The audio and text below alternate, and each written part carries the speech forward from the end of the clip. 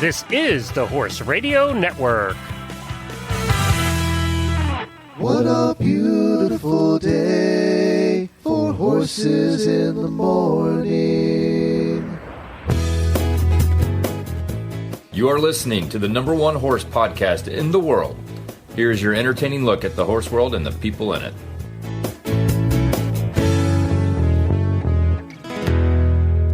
I am Coach Jen in Ocala, Florida. And I'm Mary Kitzmiller from Kemp, Texas, and you are listening to Horses in the Morning on the Horse Radio Network for August 13th, 2020, episode 2496. Today's show is brought to you by Horseware. Horseware, yes. Good morning, Horse World. What is your favorite day of the week? You never stop learning. You never stop understanding. It's more in depth than just riding a horse. Exciting, knowing that for the rest of my life I could work on this and I'll never stop learning.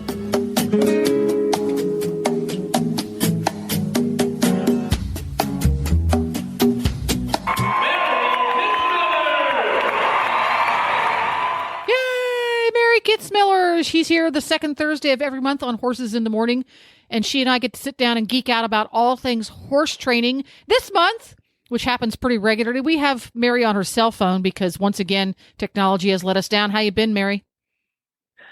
Doing pretty good. I don't know why my computer and my microphone and my Skype and my internet is very against me every month, but I'm here, so that's all that counts. That's all that counts. You know, last month, that's the problem. Last month, the show went off without a hitch, technology-wise. Everything went smoothly. We were so excited. We got it all worked out. So this is payback. For the next 4 months, nothing's going to work right. You know that? I suppose so, yeah. Computers are like horses that way. You know? Yes. You have that day you go out and you work with your horse. It's like, rainbows and sparkles. It's all working. Yay, that went well. And then the next time you go out, and it's my favorite, the next time you go out and it's at a show, it all falls apart again. Yeah, my computer is a chestnut mare this morning, and I have to handle it with kid gloves very carefully, make sure I don't hurt its feelings, or I'm going to be in trouble. It's either a chestnut mare or it is the beautiful registered quarter horse, King Bars fancy schmancy horse that someone gave you for free. Oh no, the free horses are fine. You could hit them with a baseball bat in the kneecap and they're still sound. And this is like the imported Dutch warm blood that I waited on for 10 years and came here and got all sorts of funguses and is lame, and so now he's an imported lawn ornament. He's an imported lawn ornament. There you go. Well, every show, we always start out with what has Mary been up to and what has it inspired her to learn in the global view of horse training. And we talked about this, I think, a little bit last month. You got 2 new baby donkeys for the Mustang Tip Challenge, right? Yes, it is in Texas, the weekend of September 5th in Graham, Texas. It's a super fun event. If you're in the area, you're looking for a tame Mustang or a baby burro. There will be several available for adoption, and I got 2. I'm competing with one. The other one I got because my mom was there and she wanted 4, so we compromised and got 2. So you compromised on 2? Yes, but they're lovely. Oh my gosh! So give us the quick introduction to your. Now, are they donkeys or burros, or does it matter? I have looked this up. It's interchangeable. It's the same. Burro is, I believe, donkey in Spanish, and burrito is small donkey. Did not know that. But burro, Did not know that.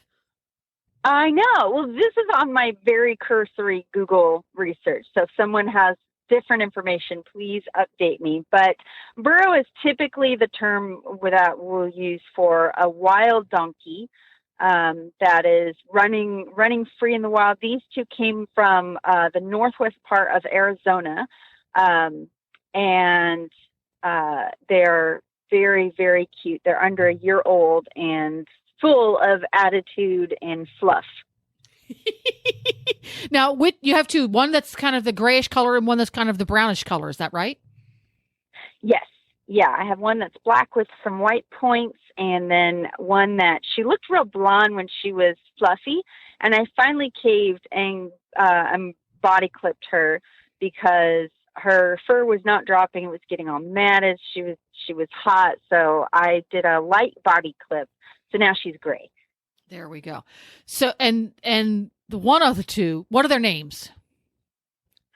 So my mom named them, and it's Paloma and Puebla. Paloma is the little fluffy one, and I believe it means dove. And I looked up Puebla, and it's usually a term for city or people, so I'm not sure how appropriate it is, but it's cute. You know, if you don't understand what the Spanish word means, the word is cute. So I guess we named her people or city. There you go. It's one of those exotic California kind of names, like when some Hollywood star names their kid Planet. You know? Yeah. Yes. Or like, yeah, it's one of those. But it does fit her. She's a very cute little donkey. So our training thought for the week or the month is what training donkeys taught me about training horses. Please enlighten me, because I have never tried to train a donkey. Oh yeah. So I trained mules for years. I showed mules for years, and I've started a few donkeys under saddle, and I've worked with feral donkeys. These are my first. I've had a burro before, but she didn't get much training. She's just kind of hanging in my pasture being cool. So this is my first real concentrated training with wild burros. And there is a great saying in the horse world and the mule world, and I don't know if it originated with Tom Dorrance or Ray Hunt. I know Pat Pirelli uses the term all the time, and it is the way that you should train a horse is the way you must train a mule. And this is very true with donkeys as well, I believe. And what that means is mules and donkeys have less of a flight response than horses. Donkeys really have not a huge flight response. And so you can't really bully a mule or a donkey the way you could with a horse. You could make enough noise and pressure to kind of more, I don't want to say force, but you could kind of make a horse do more things just out of sheer, I'm going to intimidate you till you do this. So it's kind of easy to find yourself going down that path with a horse of using just a bit too much pressure and not being patient enough and not waiting for try from that horse. And you can get away with it to a certain extent with a horse.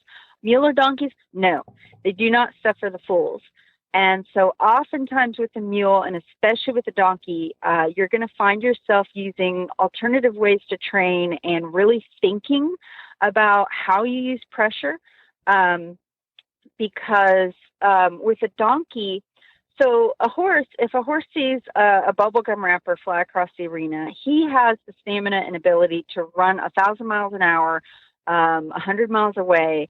And then later he can think about, was that really threatening or was it just a bubblegum wrapper?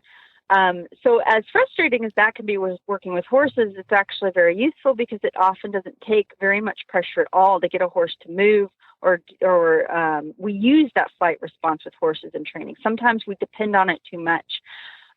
With a donkey can't do that. He's got very little, compared to a horse, he doesn't have the stamina to run and think about it later. He's got to really think, okay, is this a bubblegum wrapper or a mountain lion? Is this worth running away from? And a donkey's response to something scary can often be the opposite of a horse, in that they will freeze. And in some cases, a donkey will lean into pressure because in the wild, if a predator's attacking them, they will lean into them to see if they can get them off their feet. And then the donkey will use his head, neck, feet, whatever to fight. So their fight response is a little bit more prevalent than in a horse. And so using escalating pressure with the donkey oftentimes just does not work. I've seen people trying to load donkeys at a mule auction before with a 2x4, and that donkey is like, nope. And when a donkey locks his knees and says, no, it is not happening. I don't care Game on. what you do. Yeah, I don't care if you get fireworks and set him off, up his butt. He is not doing it. So when you use pressure or negative reinforcement, by negative reinforcement, I mean you're going to use some pressure to get the donkey to move and then release the pressure when he does it. You have to be so careful. You do not want to, make contact with a whip rope, anything like that, if you can help it at all. And going harder when the donkey doesn't do something, it's just 9 times out of 10, it's not happening. So, and you don't want to do that to any animal really. But so with a donkey, what I have learned, and my learning has evolved greatly just working with these 2 little guys, is a couple of tips that have really helped me with them is, 1, be patient and wait. These little guys are so smart. We often think a donkey or mule is stubborn, and really the stubbornness is just cleverness. They're very smart. You have to really convince them to do something because they have a very strong survival instinct. They want to protect themselves at all costs. So if I'm leading my donkey over a trail bridge, the donkey looks around and he says, well, here is solid ground. I know, right here, if you want to go from point A to point B, let's go around the bridge because this is the safest thing. I don't know what that bridge is. I don't know if it's stable. I don't know if it's going to swallow up and eat me. So you really have to convince that donkey, this bridge is okay. I've got your best interest in heart. It's going to be worth it if you do it. And you can't just, try to push them over it. So these guys are really smart, and even when they're standing completely still and it looks like they're not soaking up anything you're teaching them, I promise you they are. And a great example of this is working with Paloma on the trailer loading. I had worked steadily up to trailer loading I taught her to walk on the trail bridge. I taught her to go over a pedestal. I made, I gave her big rewards for it. I got her really solid on it to where she's actually dragging me to the bridge because she got cookies for it. She got relief. She got a rest. She got scratches. And so when I walked her up to the trailer, I could tell she knew, oh, this is more pedestal work. And she wasn't really afraid of the trailer itself, but what she didn't like, my trailer is kind of next to my chicken coop. There's a lot of commotion going around. And with the trailer door open, her vision is blocked. She couldn't see around the ranch, and that really stressed her out. She didn't like that. So she wasn't really so much scared of the trailer herself, but she was just worried about having some of her senses blocked. And the other thing that made her worried is her stall, and her buddy is back in the stall. She doesn't want to be that far from her buddy. So I knew that it wasn't about the trailer getting her on. And I knew that the thing that I had to conquer to get her on the trailer was to simply get her okay with, we're far away from your friend, and yes, this trailer is blocking your field of vision. So I needed to get her okay with that. So every day we'd walk up to the trailer, and I made a deal with her. I said, you don't have to get in, but I do want you to be nice and quiet and calm before we leave. So I didn't try to tap her to get in the trailer. I remember my mom was watching me load her one day. She's like, you want me to walk up behind her? I'm like, nope, I don't care if she gets in. That's not what this is about. And so we would just walk up to the trailer. I'd give her a cookie, scratch on her, and I would just wait. That's all I would do. And she'd turn her head and try to look behind her. She'd try to go around the trailer. At one point, she stuck her nose under the trailer door. Can I crawl out through here? And all I did, I made sure that it wasn't so overwhelming that she just was in panic mode. I knew she could handle this challenge. And I just sat there and I waited. And she'd kind of, try to whirl around or back up or, look around the trailer door. And I just wait and wait and wait. And then she'd kind of go, okay, well, this isn't so bad. And she'd relax. As soon as she did that, I gave her a cookie, put her up. That's all I did. And I did that for 3 days in a row. Walk her up to the trailer. We're just going to hang out here until you're quiet and calm and you wait for me. Okay, now we can go back. And I'd take her back to her buddy and, we'd be done with the lesson. And then on day 3, after a few minutes of her saying, I want to leave, I don't want to be here, I want to go this way, I want to go that way, she finally just kind of went, bounced right in the trailer. And she's totally, yeah. And I gave her a handful of cookies. I said, you're so good. And I put her up, done with the lesson. And then every day since then, she walks up to the trailer, hops in like a pro. I don't have to tap her. I don't have to whirl the lead rope. she knows that the task is get in the trailer and you'll be rewarded for your effort. Now, if I had been more anxious about it and I had thought, I have to get you on the trailer lesson 1, and I had tried to bother her and tap her and put the rope behind her butt and have people walk up behind her and everything, I would have ruined that lesson. And then getting her on the trailer after that would have been almost impossible. And donkeys, they don't recover well from poor experiences. So I needed to make sure that no matter what happened, we don't make this bad. We don't fight each other.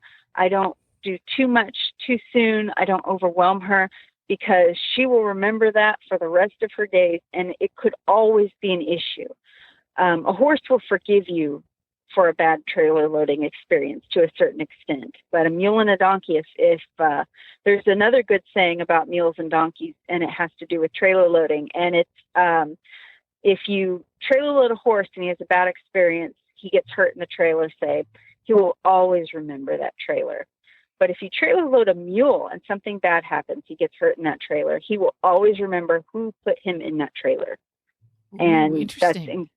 Yes, I found it to be very accurate. They take it personally. So how does, yes, they're very clever. They don't, if you tell them you're going to be okay and I'm not going to let you get hurt, and then something bad happens, now accidents happen, we all get through it. But, if you're not careful and you say, walk across this obstacle and something bad happens, they're going to remember that. And they're going to say, you broke your contract with me. You let something bad happen. I'm going to remember this forever. See, the burro, the originator of holding the grudge. Yes, they have good memories. And if you play your cards right, that can be incredible, because they remember so well, they retain so well. I can't tell you how many times I've trained a mule or a donkey and I thought, you're not getting any of this. Nothing happened today. And I put them up and I thought about it all night, like, we just didn't get anywhere. And then the next day they came out and did it perfect, like they'd been doing it for years. So, I'd say, how does that all relate to horse training? Patience, number one. Just be patient. Just wait for it. And then, the next thing I would say is, whatever try you would expect for a horse normally, like for a horse, I might have expected to get him right on the trailer first lesson. But for a donkey, I knew this might take a week, and that's okay. We're not going anywhere. We don't need to go anywhere.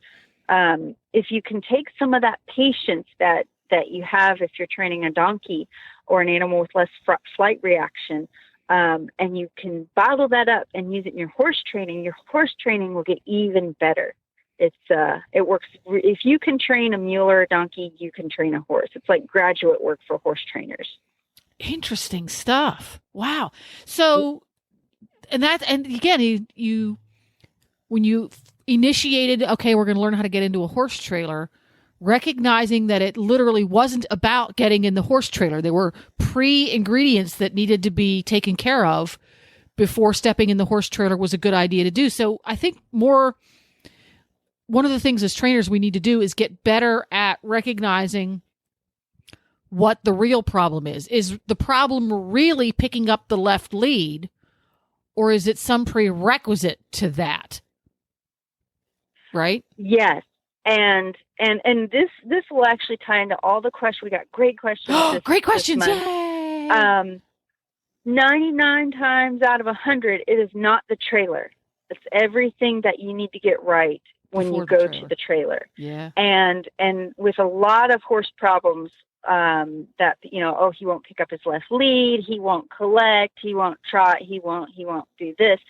Most of the time where we were able to recognize the problem, where the horse is clearly showing us they are not going to do something, they're not able to do something, we're thinking of the finished maneuver, and we're thinking of, well, my horse won't pick up the left lead. So you think, well, I need to tap him on the right hip, I need to do this and that and the other. But we're not thinking of what had to happen to make the lead happen. And I tell you what, almost every time that I'm teaching a lesson, someone wants me to help them get their horse to get the correct lead. Most almost every single time, the problem with the lead is not in the canter, it's in the walk. The horse that can't walk right. If he can't walk a straight line, he cannot take the correct lead. I mean, you will probably get it out of luck. But if he's unbalanced and he doesn't like to take the correct lead, and then you also don't have your walk working for you, he's definitely not going to get that lead for you. So, and the problem is usually the horse is walking unbalanced. He's walking with his shoulder caved in or his hips swung out, or he's walking like he's, a cat burglar, and he's kind of sneaking and stopping. And if you can cat get burglar walk, I like that. yeah, like he's just kind of tiptoeing and then stopping, so it's like a really pokey walk. Or he's anticipating the lead and he's kind of jiggy walking, trotting, and not really walking. He's not going to take the correct lead. If you can get a good, straight, extended walk on a loose rein, you can probably get that lead. It takes very little other than just getting that nice balanced walk. So, that all goes back to look at all the things, what has to happen for that lead to happen. And with donkeys, they sort of force you to really take that into account because, again, you can't increase your pressure and just wave a plastic bag around because that donkey will say, oh, no, now I'm definitely not getting in the trailer. You've got to really use your brain and think, okay, why doesn't he want to get in? What can I do to make getting in the trailer the easiest thing in the world for him? There you go. Well, fascinating, great stuff. And speaking of prerequisites, if your horse has bug bites, hives, sunburn, etc., prerequisite, the thing to take care of that, it's not the sunshine the problem. It's the fact that he doesn't have anything covered up. So we're going to hear from our title sponsor, Horseware, who makes something called fly sheets.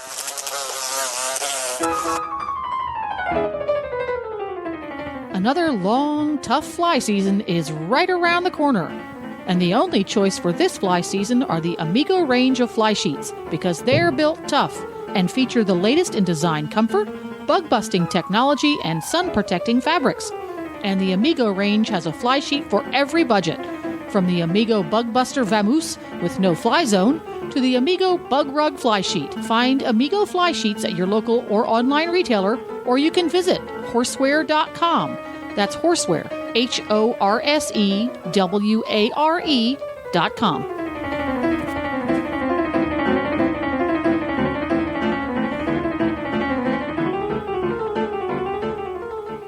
And it's time for listener Q&A time. What have you got for us this month? Okay, I'm going to start with Stephanie Eileen because she's been very patient asking this question. I believe she asked this last month and I didn't get to it. So we're going to do yours first. And her question has to do with clicker training. And she said, if you haven't already, how do you address a nippy horse who gets nippy and stays that way for a week after you try the first step in clicker training, which is not to be mouthy?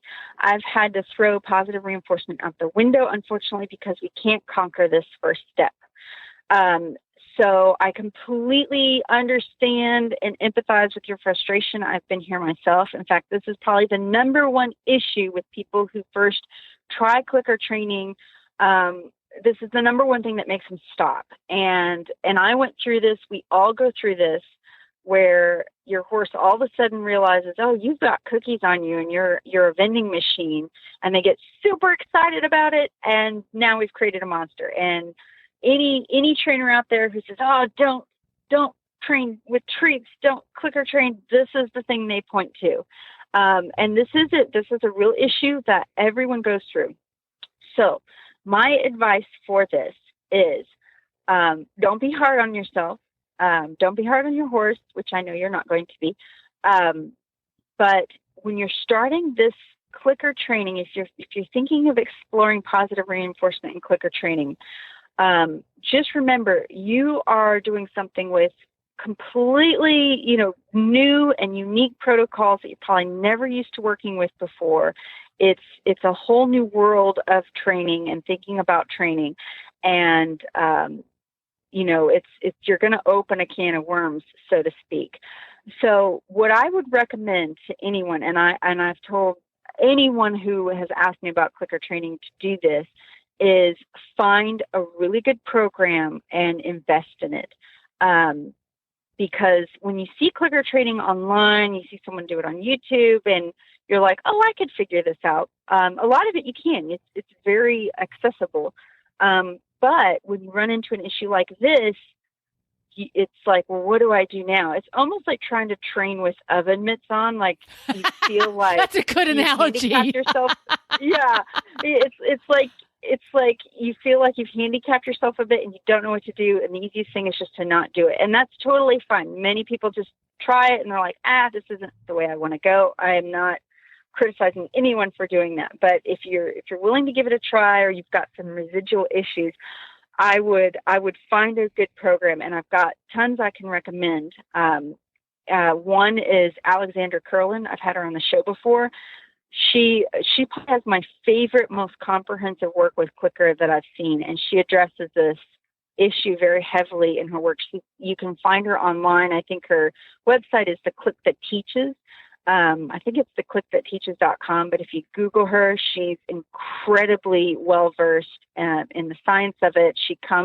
A lot of people who get into it didn't start with horses, but she's got horse background. She does some incredible work. So anything that she puts out there, she's got an online course, totally recommend. I've got an intro DVD on my website, marykitzmiller.com. You can look into. There's another website of trainers in the UK, Connection Training.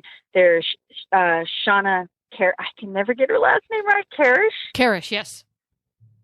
She has a show, I believe, and she does incredible work. But I would definitely, it's worth the time and expense to look into a program, study it thoroughly, and they've got all that information on how to tackle that. But I'm also going to dive into it right now. So with clicker training, the first lesson I teach is actually targeting, but the second lesson I teach is what Stephanie is dealing with, which is my horse realizes I have cookies and he wants to bite my arm off. What the heck do I do? So with clicker training, at least for the first several steps, you are really going to eliminate using what's called positive punishment, which is my horse bites me, I whack him in the face. You want to prevent that so you don't have to go there, where you have to back your horse up, push him off of you, or bop him on the nose. You really want to avoid that because it'll kind of mess up your first steps and make it even more confusing for the horse. And you might even find yourself in a really bad cat and mouse game where the horse is like, especially if it's a baby, and I think Stephanie's is a really young horse she's dealing with, the horse will go, okay, how fast can I try to get the cookies from her before she whacks me in the face? And you've got this back. It just doesn't work. It's just a messy situation. So how do you teach them without, getting hurt or getting them stepping in your space? You want to use what I would call a protective environment, protected contact. And what I will do with a horse like this that is so mouthy it's becoming a nuisance is I will put them behind a barrier. So like a stall guard is a really good one where they have the freedom to stick their head over and they can access you and access the cookies, but there's that barrier. I've done it on the other side of round pen panels before. And what you're going to do is the horse is being pushy, you're going to use what's called negative punishment, which means I'm not playing this game with you until you're behaved. So by using a barrier, a fence, a stall guard, a panel, something solid that they can't push through, if my horse gets silly, I can just take a step back and I'll just stand there. And they can give me all their mean faces and stretching out toward me all they want. I'm just going to stand there and wait, just like I was talking about with the donkeys. I'm going to wait until you're quiet. And then when you're quiet, I'm going to click and say, that's what I would like. And I'm going to hand them the food. If the horse is particularly mouthy about taking treats, you can give them the treat in a bucket. Alex Curlin has a really good method where she'll put the treat in her hand closed and kind of slide. She'll hold on to the horse's halter, slide her hand down the horse's face and give the treat kind of through the corner of their mouth. So it's a very methodical way to keep the horse from reaching for you. The other thing I would do in this case is look at the treats you're using. You might be using something that's too high value. So like the horsey equivalent of birthday cake, which is my favorite dessert, that might make them just a little too nuts. You might want to switch to something like grass pellets, which is like delicious, but it's like if you gave me carrot sticks. I'm like, well, I don't hate these, but I'm not going to go nuts over them either. So if they're getting too rambunctious, switch to a more low value treat, something that they'll still take, they'll enjoy, but they're not nuts over it. So I would work on that. And what I do when I do this lesson is I'll stand next to the horse, but not so close if the horse is particularly pushy that they can actually make contact with me. And I stand at an at ease position. I put my hands in front of me and I hold one hand in the other, and I'm facing forward, kind of parallel with the horse's neck. And this will become my default cue. When I take this kind of at ease position, my horses that are clicker trained at this point know, oh, this is we're quiet pose. And they know to stand straight and quiet. Also, it kind of keeps your fingers and everything out of the way so the horse can't reach for you. And I will just wait, and he might try to reach for my cookie bag, and I'll just sit there waiting, and he might, try to stretch his head over the stall and be silly and make silly faces. And I'll wait until something happens. Maybe something distracts the horse and he looks away. Okay, click, treat. And the other piece of advice I'll give you with this, and I went through this myself, and I almost at this point think everyone has to go through this because I keep telling them over and over again, you need to do it this way, but it's not until their horse is a nuisance that they go, oh yeah, I do need to do it that way. You cannot work on this enough. I work on it every day, several times a lesson with all my horses, no matter how advanced they are. And the reason I do this is, one, it's a reminder that, yeah, we just did something really fun and energetic and crazy, and you just got a good treat, but let's come back and be quiet now. And it will just continually reinforce that we're going to be quiet, we're going to be quiet, we're going to be quiet. The other reason that this is so valuable, and this took me a while before I understood the value of this, is it's not just about getting them to stop mouthing me for cookies. We need to teach this with our horses, regardless if you're treat training or not, of let's have our quiet time. We're going to stand and wait. Because in that horse's life, you like half of the time we spend with him, we need him quiet and waiting, whether I'm holding him for the farrier or I'm waiting in the lineup at the show for our placings, or I'm waiting on deck to go in and show my horse, or I'm waiting at the trailhead and my friend's, still saddling up, and we've got to wait and be quiet. And if you train this, like, you can't do it too much. It is impossible to do it too much. You will be so surprised at the change in your horse, just, everywhere in general. It's not always just about getting him to behave around food. What you're really teaching the horse is something really exciting is happening, and you're going to learn emotional control. Even though I know you're really excited and you really want that cookie, you're going to learn that it's time to grow up. And just because you feel really excited and anxious, you still need to be quiet and behave. And the wonderful thing about using treat training to do this, or clicker training to do this, is your horse at first will just do it so he can get the cookies from you.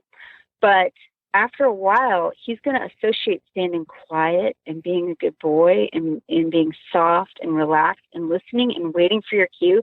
He's going to love doing that because he's going to associate with all the times he did it and he got cookies. So you can actually make your horse crave being calm and quiet and stationary. So it is really worth looking into. But I'd say the number one thing, I hope this advice helps. The number one thing, if you're interested in looking into this, is invest in a good program. Find a trainer in your area if one's available. If not, feel free to contact me. I've got loads of good recommendations of things that'll get you started. So I hope that helps. Get Mary's DVD. Yes, I have one of those. That's my contribution, because it looks so easy on the surface. Wait till your horse does what you want him to do, click it and feed it. But they're just like anything else, whatever method. Training really, really well so that you have the kinds of success that you admire in your mentors is hard. There's so many tiny subtleties that as a newbie we're unaware of. Get the DVD. You'll be doing yourself a favor.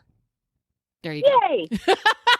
All right, great. Thank you, Stephanie Eileen, for the question, because that one applies to so many people. What's next?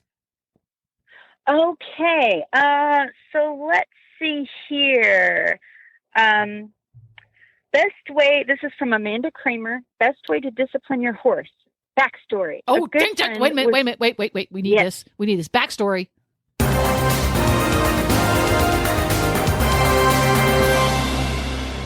Okay. Ooh, that was dramatic. What is our backstory? So, a good friend was walking her horse down the aisle as they passed a horse in cross ties. He kicked out at the other horse and nearly kicked a person in the head. Ooh, this is dramatic. This horse is starting to kick out more and more, both when ridden and not. Pain has been ruled out by vet in Cairo. Everyone believes it's a behavior problem.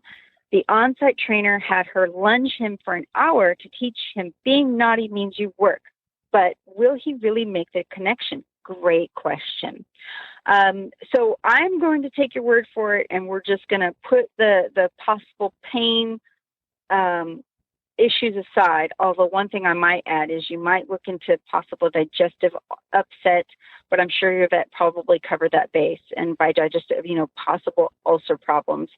The next thing I'm going to throw in there that is not necessarily behavior, but you should look into it, is environment. How much time is this horse spent in a stall?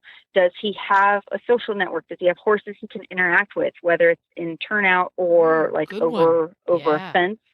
I would say, how often is he exercised? Is he in a stall most of the week and maybe ridden 30 minutes 2 or 3 times a week? I would look into diet. Is he on a high-powered grain that's really meant for barrel racers, but he's getting ridden like a trail horse? All of these are very important. So, I would encourage you to dive a little deeper into those areas. Look into environment. Turnout does a horse a world of good. Getting him out of that stall as often as possible, even if it's to go on a walk, does a world of good. Him being able to have social interactions with other horses as long as it's safe, and they get along, and not overfeeding. A lot of horses were feeding rocket fuel for, he just needs to go from point A to point B for a couple of minutes a few times a week. So we'll get that out of the way, and let's go to behavior. The lunging, the taking the horse out and lunging him for an hour to, that I'm on the fence about it. Exercise is good. Exercise does a world of good.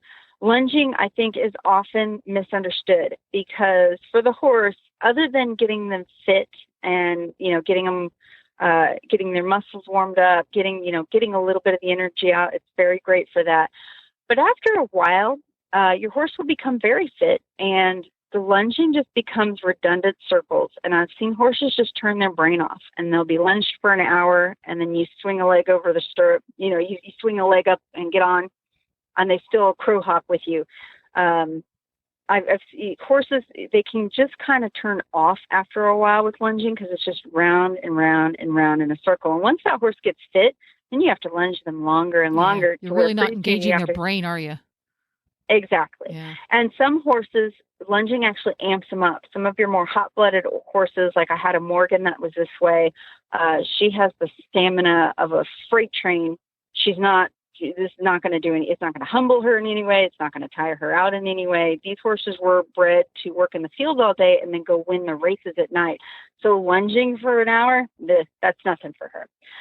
And I also wouldn't want to use lunging as a punishment. I don't want him to go, oh God, lunging again, because that's a valuable thing that I need for my horse. I do want him to enjoy his work. So I would say in addressing this, one thing I have noticed, the better and better I get at groundwork with my horses is I don't have a horse that'll do this.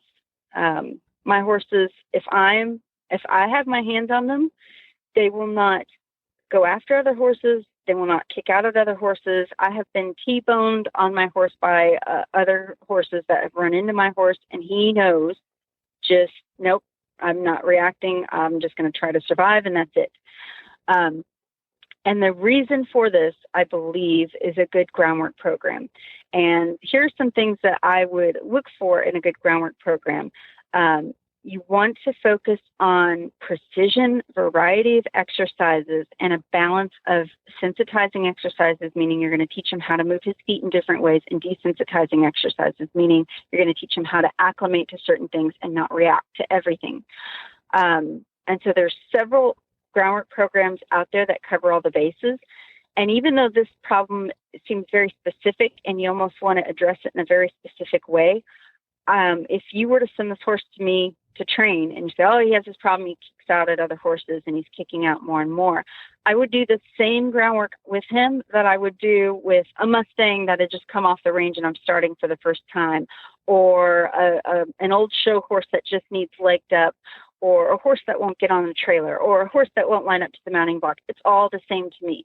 And it's all about getting precision and control with those feet. So that involves, I'm going to teach them how to yield their hindquarters, how to move their rib cage, how to move their shoulder, how to go forward, how to go back, how to soften to pressure, how to be acclimated to things like tarps and bags and things like that. And it feels very cookie cutter, like I just do the same thing for every horse. I don't do the exact same thing, but same kind of ideas. But for a horse that goes through that, I find that any big issues that they have are either gone completely by the time we've completed our groundwork, or they're now incredibly manageable, and I have the tools to fix them.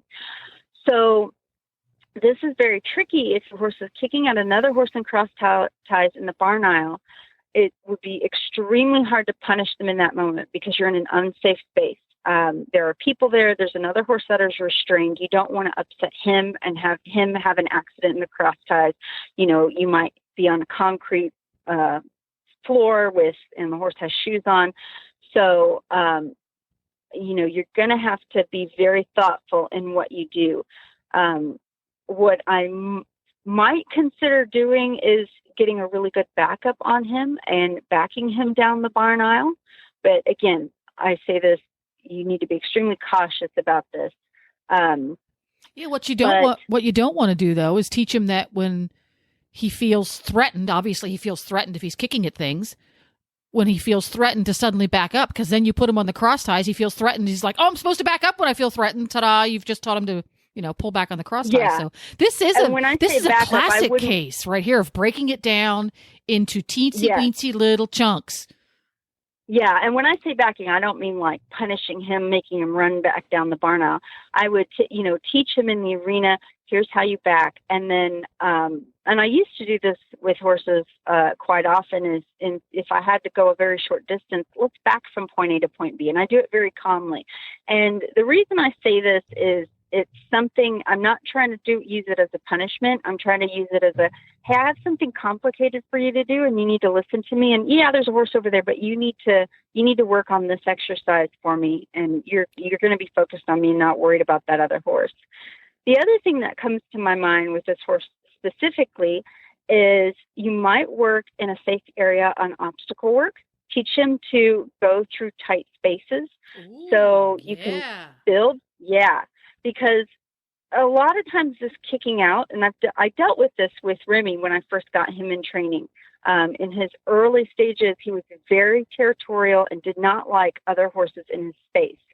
And at first I thought it was aggression, and then I realized it was fear, because when I had to walk him between two horses that they were a safe distance apart, that I knew we could walk through them safely, but they were close enough to make him feel uncomfortable. And as we walked between the two horses in the warm-up area at the show, I saw him wince like he was expecting to get hurt.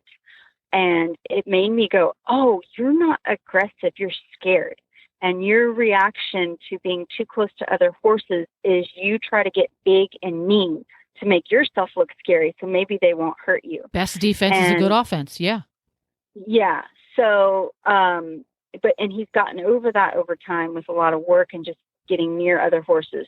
So in the case that this kind of kicking out is a fear issue, working with obstacles, I'd say, is very good. Teach him, I take 2 jump standards and tie pool noodles to him and teach him to go through. And I put those those standards closer and closer together until he can push through the noodles and they brush past the skin and it doesn't bother him. So doing things like that, it doesn't have to be this big elaborate obstacle you have to build. You can even take a barrel and put it like 15, 20 feet off the arena wall and teach him to send through that on the ground. And then you could put that barrel closer and closer to the wall until he can squeeze through that space and he's okay with that. I think that might be something to look into with this horse. But I would look into the groundwork you're doing and find a very thorough program and take him through the steps with that and see if that doesn't help things get better. And one I could recommend it's one of my favorite groundwork resources that I recommend to people. It's by Buck Brannaman, and it's just a little red, skinny little hardcover book that just says groundwork. And it's no frills, no woo-woo. It's very, you should try this, and then try this, and then try this. There's a lot of lariat work in there, and if you're uncomfortable with that, you can just skip those steps, or you can simulate those steps with a long lead rope. If you're not familiar with lariat rope, that might be the best thing to get started. But it's all about teaching the horse how to go forward, how to do his transitions, how to yield his hindquarters, move his rib cage, how to get used to different things. Like there's a great exercise where you teach your horse to come pick you up off of a fence and they can see you from up high. And it's all the groundwork that he does to start colts, but it would work with a horse at any level, any age. It's a great resource.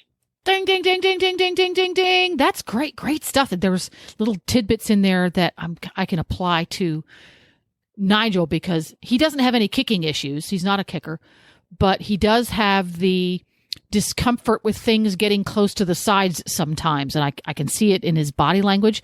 So I'm going to apply some of those things. And speaking of problems that need solving, one of our sponsors today is Equiderma. You've heard us talk a lot about Equiderma recently.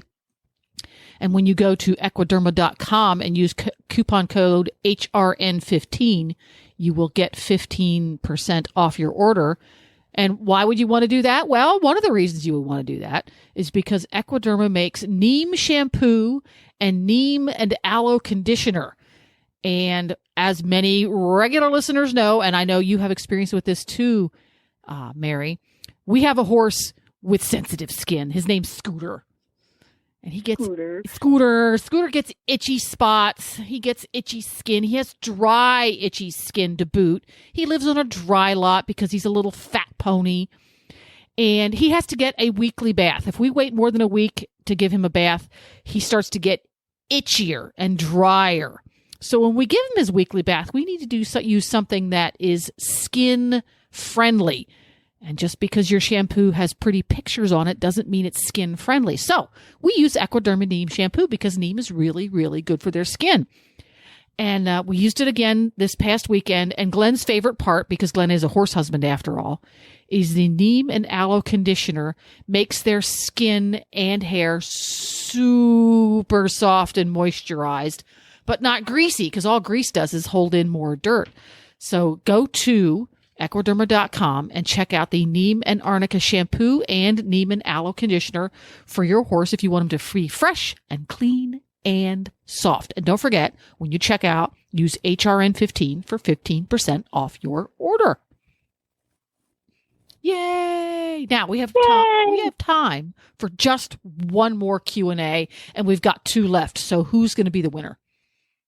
Okay. Well, we have one from Katie Moulton. I don't have a name for this one. I wanted to do the one about handling the feet. I don't know if this one is from Katie or from someone else, but it is prepping your horse to stand for the farrier. And I will look up the name here as soon as I can. But it's prepping your horse to stand for the farrier. It's one thing to lift their feet every day and pick them out ourselves, but another to have the farrier stretch them all these different directions and apply pressure to their feet, etc. So I guess best ways to train your horse for the farrier. This is a great question, and I'm so happy that you're being proactive and making your farrier's life easier, because farriers aren't meant to be our horse trainers, and it's great for them if we can make our horse as best as they can be for them.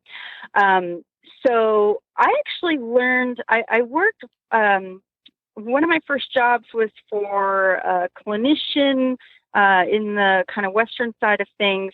And I've changed my program a lot since working for them. But one of the best things I did learn from them was feet handling. And we had to trim a lot of the horses at this ranch. And he had us trim, we did a lot of horse breeding. And a lot of the mares, we used recipient mares. So these are mares that you would take the embryo from your fantastic show pony that you want to keep showing and don't disrupt their career, and we put that in a recip mare. And a lot of these mares are just, they came from kind of varied backgrounds. A lot of them were pretty rank.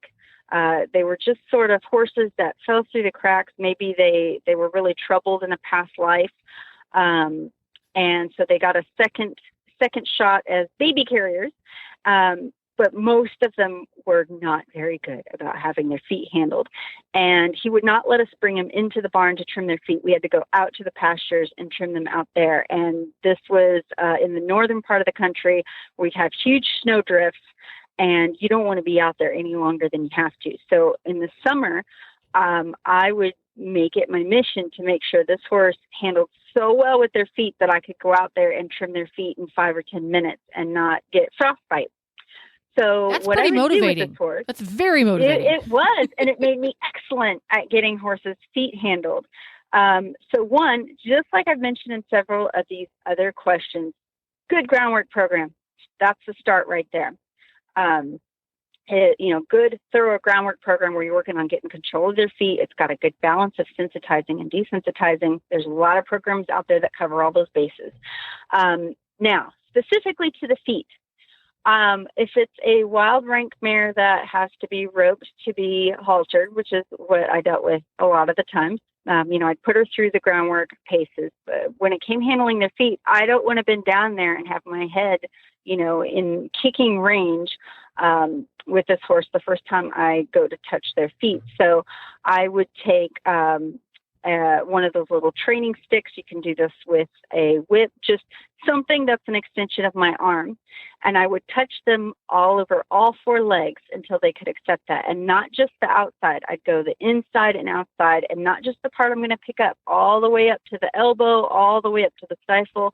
I make sure I could touch them everywhere with that stick, and they would stand and be quiet. So that's number one. Make sure you can touch them anywhere with something you're using as an extension of your arm.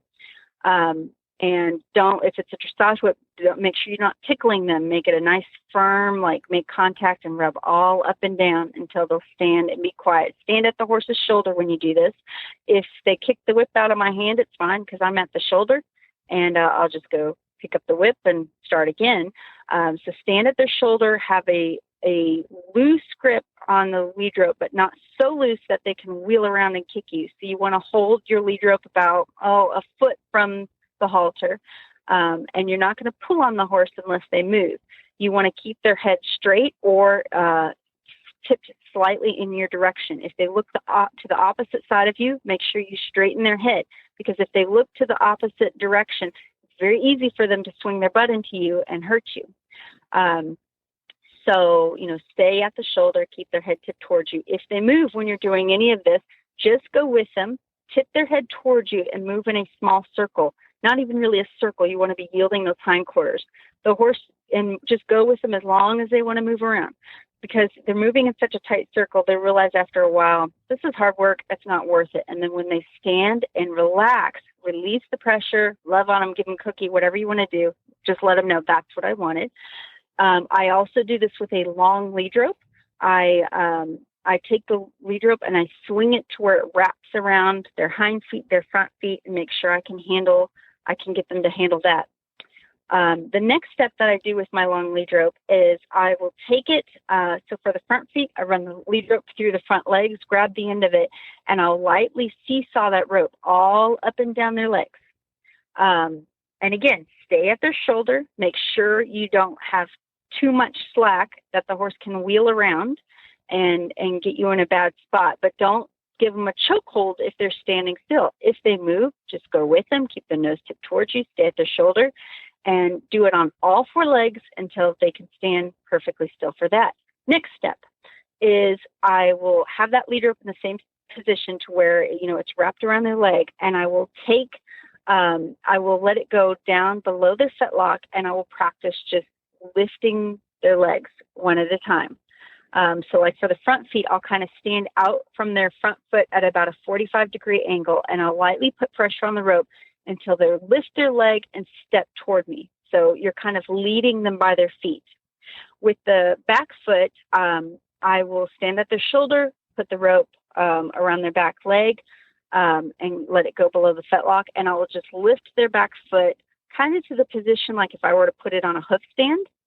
And if they kick, even if they kick the rope out of your hand, no problem, just start over. But you're going to hold that foot off the ground, and you might have to start with just a few, like an inch off the ground, until you see that leg relax, and then release, and let them know when you relax and give to that pressure, you're going to get released. So that is all simulating me picking up their feet, but I can stand upright at their shoulder, alert. And when they can handle all of that well, really well, now I feel safe going to pick up your feet. Before I go to pick up their feet, I go in with my hands. So I'm going to do the same thing with my hands I did with the other 2 tools, is I'm going to rub my hands all up and down, inside and outside of all 4 legs until they can stand still and accept that. A lot of times we're trying to pick up the feet of horses that don't even want you to touch their legs. If I can't touch their legs, I am not picking them up. So I make sure my horse can stand quietly while I rub all 4 legs inside and outside. And, break this up over, it might take several days. You can just work on this 5 minutes a day as you're grooming your horse. And I also don't do this if your horse is particularly problematic. Don't do this when they're tied up. I take them to the middle of my arena with soft footing. Everything's controlled. There's not a chance of them pulling back and panicking. And then I'll progress to tying them up later. So I do that with my hands. Now I'm ready to start picking up feet. I will run my hand down their leg and give their chestnut a light squeeze for their front leg. And I just wait until they buckle their knee. And I'll do that over and over till that becomes a cue. When I squeeze your chestnut, just buckle your knee. I won't even try to pick it up at this point. Just squeeze your chestnut, buckle your knee. And so they understand just to relax that knee and get it loose and ready to pick up. For the back legs, I run my hand from their hip to their hock, give the hock a light squeeze. Be mindful of this. They shouldn't be in a kicking mood at this point if you've done your homework and groundwork correctly. But they might kind of get shocked and kind of shoot the back leg up a little bit. So just keep your wits about you. I'll just lightly squeeze that hock until they relax that leg and pick it up and release. And you'll find if you do this over and over with the back leg, for instance, eventually they'll realize, well, it's just easier if I just cock this hind leg and relax like this. When they do that, that tells me, okay, now I can go in and start picking up that leg. So now you're at the point where you can actually start picking up your horse's feet. I pick up their foot and I hold it, if I'm able, until they're relaxed. And then what I do is I completely let go and drop their foot. The reason I do this instead of just putting it down is I want the horse to support himself on his other 3 legs. And he needs to know that I might let go at any moment. And if you are leaning on me with all your body weight, you're going to get off balance. So you want to make sure, and keep your weight on your other 3 legs. So that teaches the horse not to lean into your farrier and lay on them. And if that happens, if I'm picking up their foot and they lean on me, I just let go. It's like, okay, we're not playing that game. And they go, oh my gosh, that was shocking. So they learn to keep their weight supported on their other legs. And then once I'm to this point, and you're probably already to this point with your horse, I will actually start to hold their feet like I'm the farrier. So, and again, do this with caution, take your time, but I'll start to put the front leg in between my knees and kind of rest it. You take kind of a half squat, put the foot between your knees, and I'll rest it on my knees, and I'll start acting like I'm trimming their feet. And I'll even slap the bottom of their foot with my hand. And it's just a precursor to, hey, I might tack some shoes on you later. I just want to let you know this might happen. With their back leg, I don't put it between my, I don't put it through my knees like I do with the front leg. I just put that back leg over the knee, the leg that is like closest to the horse. It's hard to imagine this without being there doing it. And I hold it just like I'm a farrier, and I'm going to tack some shoes on. And you can even get an old horseshoe and a hammer and just kind of place the horseshoe on your horse's foot and give that shoe a couple of little taps. Oh, that's a good idea. And just tap it so they get used to the noise and the vibration. That's a good idea. Yep. And I'll teach them to stretch that front leg out. I'll teach them to stretch the back leg out. And, when you do this, increase the time. In the beginning, you might only be able to hold your horse's foot up for a moment before he gets upset. I always try to let go when they're being good, but then I'm going to try to increase their stamina, and I'm going to increase the time I'm holding that foot in the air and messing with it. I'll kind of flex their fetlock and flex that foot back and forth like I'm looking at the angles of their heels. I'm just mimicking my farrier is all I'm doing. The best time of day to do this, I would do it after your ride before you put the horse away, because they're probably a little tired, a little willing to stand. And then when they've done a good job, you get to put them back in their stall. So they're like, oh, that was a nice way to end the session. And they might actually start looking forward to it. Yeah, cool. A word of warning here. You may have a horse that, like I have, after Nigel goes for a ride, he needs to go back to his stall and have a drink and a pee first. Oh, yeah. First thing he has to do after he rides, especially the pee part. He always has to pee after you ride. And I didn't realize this until one time the farrier came out, and I had ridden him shortly before that, and he hadn't gone back to his stall or been turned out between the ride and the farrier visit. And I couldn't figure out why he was being such a nudge. He was being fussy and he was pawing, and it was very unlike him. Well, he had to pee. Oh, poor baby. Poor guy. I'm sorry. Now I know. Well, that's very interesting. So you're basically just mimicking. And one of the things you might try doing too, as you go down this path, is the next time your farrier comes out, or a farrier comes out, have them show you how to hold the horse's foot between your knees, front and back, and on your knees in the back. Have them kind of show you where to put your body, because there's definitely a technique to it. And if you don't get that right, it is less comfortable for you and less comfortable for the horse. That way you have the basics of, this is how I do it properly so that the horse is comfortable and I am comfortable, because it doesn't take much of a yank on the horse's part if you do this incorrectly to like throw your back out. So have them show you how to do it. Yeah. Yep. And your farrier is also going to have good tips. Like mine, I had a Mustang that was particularly protective of his back legs, and he showed me a great way to pick up the back feet that can prevent them wanting to kick. It's hard to explain, but I would ask your farrier. Yeah, I take my hand and push against their hip bone and push it away from me, and then I take my other hand and run it down the horse's leg to the fetlock and pick up and kind of pull the leg forward. And it's a way to start getting that horse to pick up his feet. But for some reason, something about the leverage of it, I'm not saying you can't ever get kicked, but it keeps it much safer. The horse is much less likely to kick out, or if he's much less likely to get you. Huh. Ask your farrier if he has any good tips for it, because these guys, any farrier who's done any amount of work has worked with the wildest, craziest horse in the world, and they get good at it. They shouldn't have to, but they do. So they'll often have a good, tip of ways to pick up your horse's feet or getting your horse ready for the farrier. Cool. Great stuff. Great question. We haven't done that one before. Well, we're running out of time a little bit, but stay tuned to auditors, because I am going to have a quiz question for Mary afterwards for you auditors.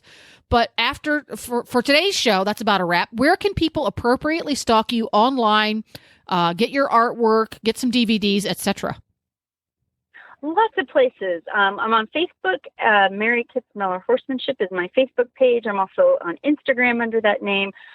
For our artwork that me and my mom do, it's Troublemaker Trading Company. Also on Facebook, Instagram, online. My website is marykitzmiller.com. And feel free to reach out if you have any questions. Cool. And we will see you back again next month on the second Thursday, and we'll geek out about training again. If you want to submit a question for Mary, you have to be an auditor to do that. And to be an auditor, you go to horsesinthemorning.com and click on the auditor banner, which is, I think, on the right-hand side of the page. We make it pretty big. It'll be easy to find. And there you will learn how to become an auditor for as little as $5 a month, where you get cool auditor privileges, amongst those submitting questions to Mary and other hosts. And you also get the special auditors only version of the show, Horses in the Morning, which comes out periodically and regularly, where we get to have a little extra chit chat. So until next time, we'll see y'all. Hang on, Mary. We're going to be back. Okay.